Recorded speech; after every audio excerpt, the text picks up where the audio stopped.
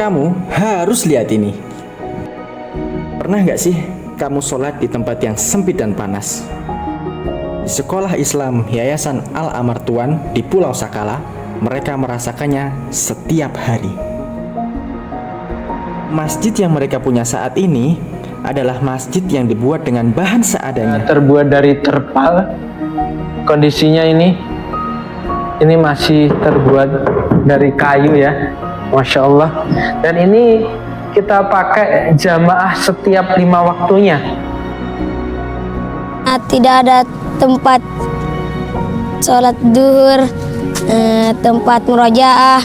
Karena selama ini kami sholatnya di ruangan panas sempit.